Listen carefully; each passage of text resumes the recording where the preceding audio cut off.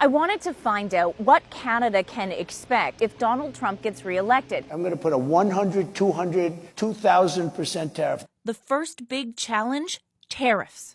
Donald Trump has promised to impose at least a 10% tariff on all goods imported to the U.S. There's been no sense that current free trade agreement partners will be exempted. That means everything Canada exports to the U.S. would be more expensive, and Americans would buy less. Economists at TD Bank crunched the numbers. Here's their baseline expectation for GDP in Canada over the next couple of years, growth around 2%. Now, watch it drop when you factor in Trump's proposed tariffs. Other countries will be encouraged to retaliate. So what it likely means is that many things that Canadians are buying from abroad, not only from the United States, will get a lot more expensive.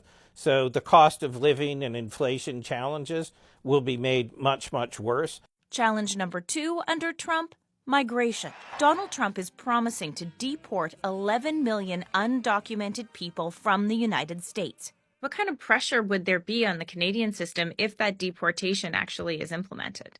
Oh, I think they'll be huge. Givens says Canada could expect more people trying to come here, both legally and illegally. The third challenge under a second Trump presidency, defense spending. NATO countries are supposed to spend 2% of GDP on military and defense. Right now, Canada spends about 1.29%.